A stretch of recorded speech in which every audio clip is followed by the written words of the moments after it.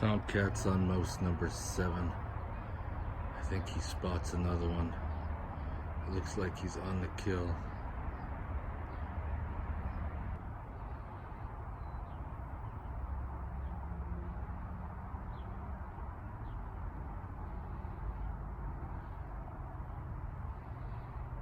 Look at those kills.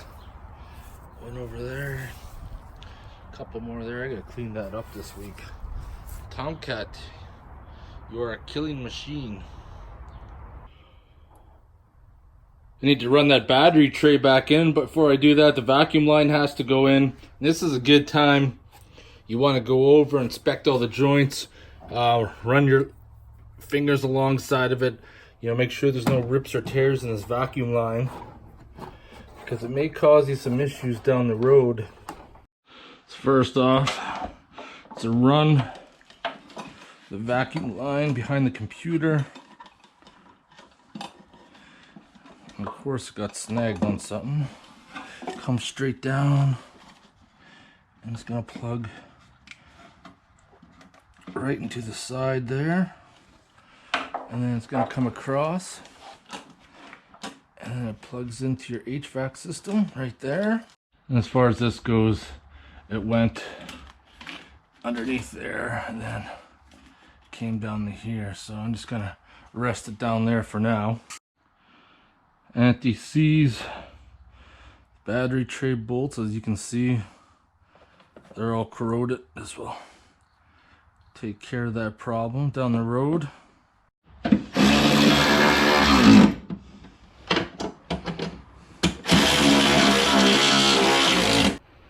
Now I'm going to replace the knock sensors and the wiring harness, and I want to point out that a long time ago some people said to put some silicone or something underneath here to build a dam to keep water out, because it'll screw things up. And I want to thank you guys. There's a few people who have said that. Can't remember names right now because it's quite a while ago. But doing some research, and apparently the factory LS engines had some sort of I'm going to call it a diaper, which is basically just a plastic thing with two-sided tape that's stuck on there to keep moisture out. So, and plus it's easier doing it with the fender off too. What happens is this has gotten so brittle and hard to try to pinch that and pull it off. That's what I like about these needle nose pliers. They're like a 45-degree angle. So let's get them in there, give it a squeeze. I'm gonna pull this out. Oh, yeah, I need an extension. They're 22 millimeter.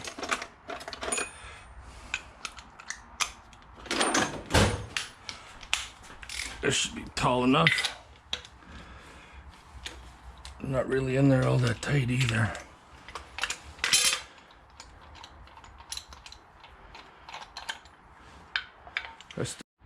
Alright, I'm gonna get the new one started. Thread them in by hand. So the knock sensors are 15 foot-pounds of torque.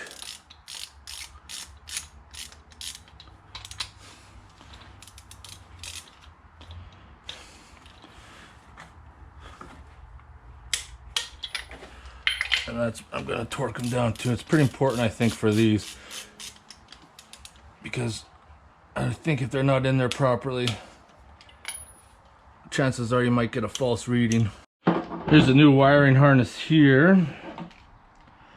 I'm using the stuff called the right stuff. Get rid of that little piece. I'm just going to use my finger to smear a light coat around. Put that through.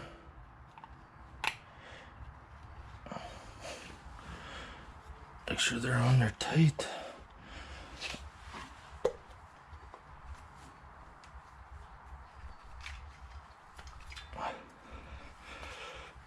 There you go.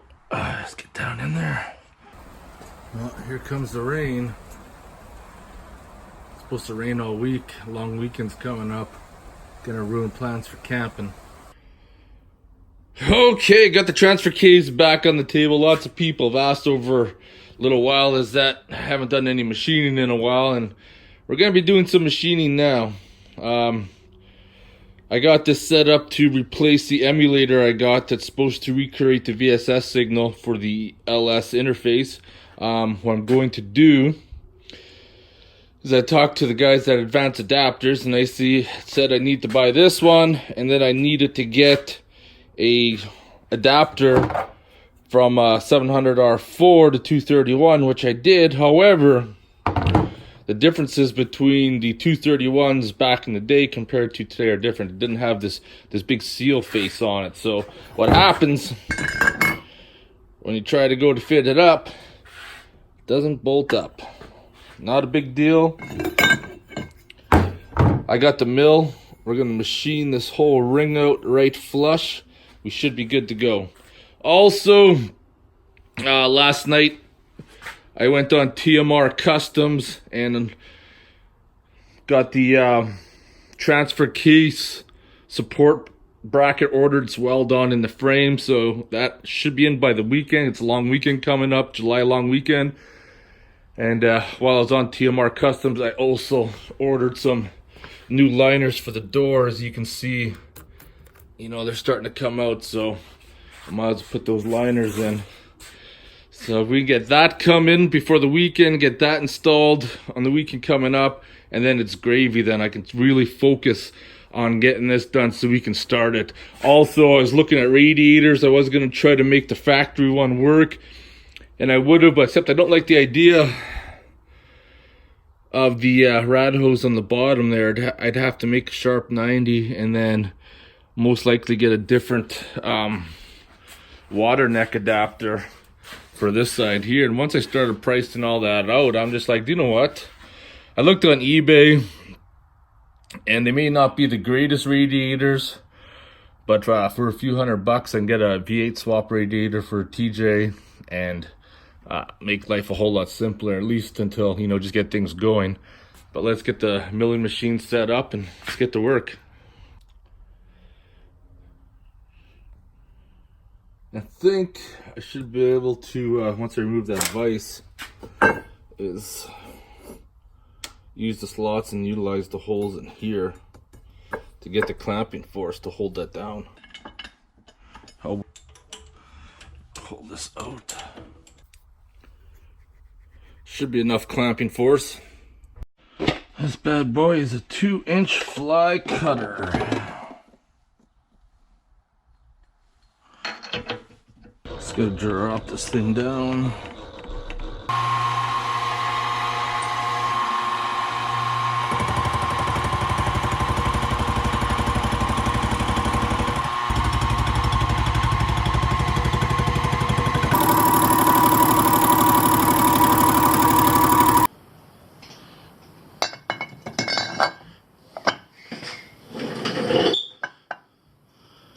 So close.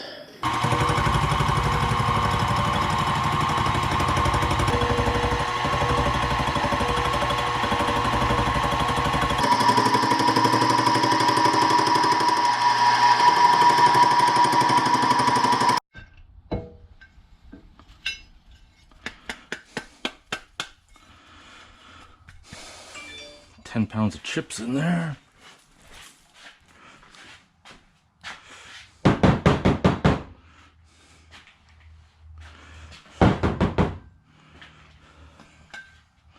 All right. Oh fuck, look at that. So you can see it's been machined down quite a bit.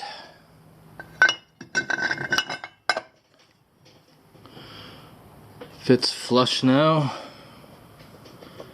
No interference fit inside there, so now we're good. So now it's all machined. You guys can see I had to remove quite a bit of material. These bolts didn't come with the Advanced Adapters kit. I actually got lucky and had some. They're a little long, so I'm gonna have to cut them off a little bit, which is not a big deal. Saves me from trying to go find some. So one-handedly throw that on. machined is tight. Still got room in these bolts. Nothing's gonna be touching in there. Machine surfaces are close, but we're good to go. All right, almost done with this. Hopefully my new parts will be in by Friday, so I can start building that mount and I'll really be able to do some damage. But this came in today, benchtop programming. You know, just by the looks of it, fuck me. You know, I could just went to the wrecking yard, pulled a couple plugs, and by the looks of it, built one myself for next to nothing. I think I may do that, actually. Anyways, what I gotta do to these studs right now, because these studs were too long, is I marked them in red or orange. I'm just gonna cut them off and then bevel them in the grinder. We should be good to go.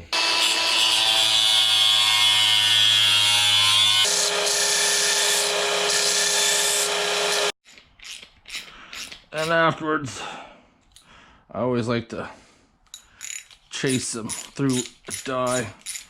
That way the threads will be good. Now, after going through all the work, now I need to check to make sure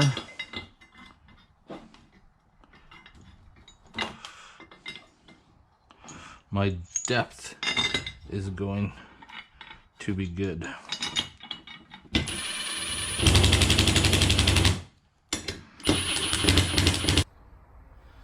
I mean, I don't have my orientation of where I want the sensor yet, though. I guess you got a couple options, top or bottom. But there's the spare adapter. It looks like we're right on the money. Inside the Jeep, I should have the computer. I'll plug this in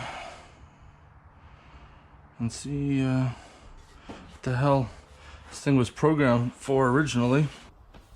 So now it's saying if it's hooked up right, the light should come on, and the light is on.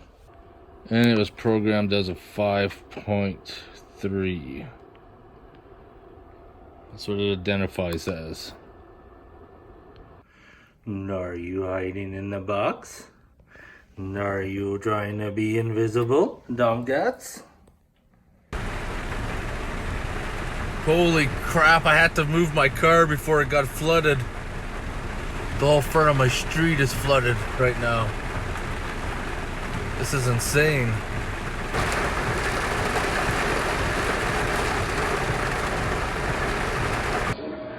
It would have destroyed Abby.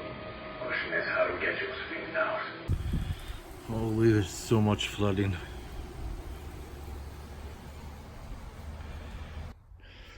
Alright, well today's the day we're going to continue working on some projects. My parts came in from TMR Customs, but we're not going to work on that right now. We're going to do a little side project.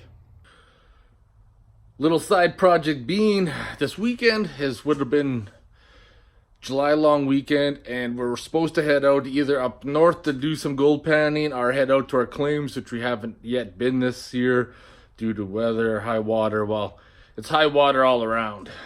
So got off work early today at 10 o'clock. Was expecting to go camping, but that was already called off earlier in the week. So now I got a long weekend, and I'm going to build the extension for my sluice. I built one recently, but I bought some Gold Hog mat to replace the Dream mat I got because, in my opinion, the Dream mat just has far too many losses. And I'm going to build the proper extension because I'm going to have a foot wide where my sluice is a foot wide, so a lot more material, so we're just going to build that up quickly. Interesting enough, I've had this piece in my garage for a while, and it's actually the right size that I need, believe it or not. Do now is bend it, and then I'm gonna flatten it down.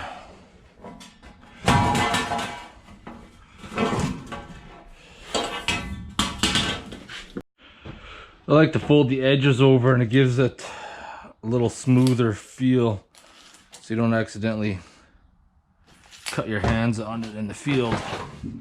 Gonna make the first bend. Try to get up as 90 degrees as I possibly can.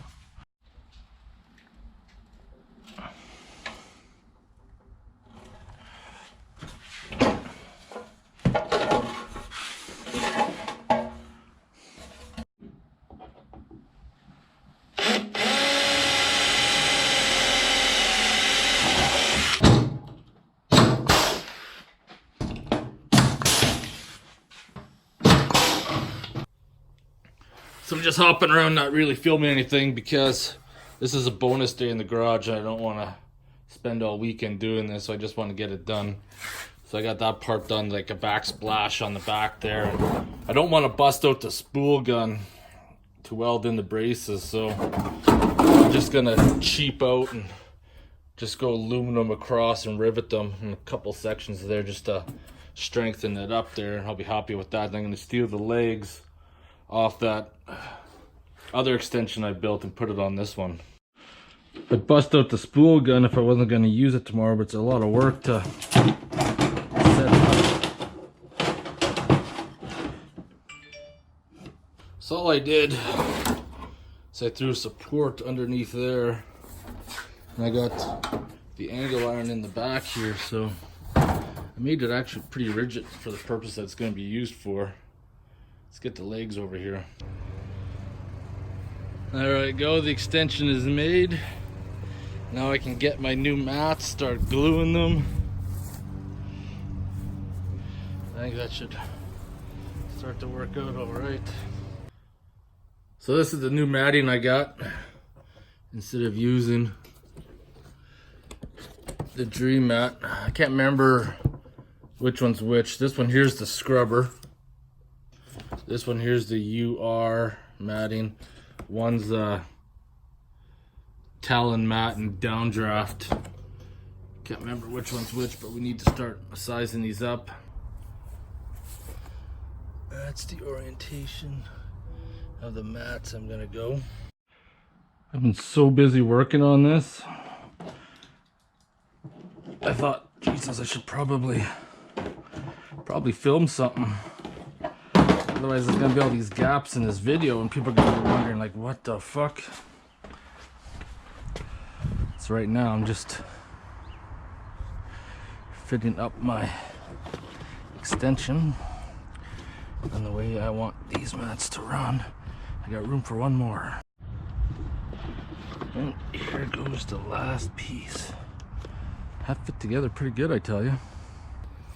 So with this setup here, I went with 2 rows of UR matting and then the scrubber, because from the sluice, when it comes over the edge, it's gonna hit like right here. So these 2 mats are pretty much gonna be a write-off. But Kevin and them said the gold always seems to trap in these little small ribs right here in the scrubber mat. So then down the line, I put the mats with the small ribs. So trial and error. Well, actually no trial and error, because gluing them in place and after that they're stuck together. There we are, extension is built, matting's put in, taped on the sides even, because my friends Kevin and David said you better tape it. I just used a clamping system and a scrap piece of metal I found in the garage. Didn't even have to cut it. I'm ready to roll now. I can see my gold recovery go way up now. All right, that's it, done. Almost 6 o'clock, spent 5 hours building the sluice. Doing all the matting, that's all done. Too bad the rivers are too high to go out and try it out. I'm gonna be pretty pumped to get that opportunity to see if I'm gonna notice a big difference between the Dream mat and the Gold Hog mat. Can't wait. Hopefully in a couple of weeks, rivers will drop. Anyways, no motherfucking beer time today. I'm gonna be heading out tonight. And being the long weekend, there's gonna be a lot of police. Last thing you want to be doing is being pulled over with alcohol in your breath during the long weekend. That will not end well at all. But anyways, there'll be motherfucking beer time in the next video, because in the next video, my parts came in. so I can mount up the transmission and transfer case permanently, and then we can really start working on the real goods. Putting the intake back on the engine, running the wiring harness, and then start working with the Jeep wiring harness. I'm hoping next month I'm buying the tuner. I already got the programming cable, so I'm hoping within the next month I'll be doing the startup. Anyways, hope you guys enjoyed the video. If you have any questions or comments, post them below. Otherwise, I want to thank you guys for watching.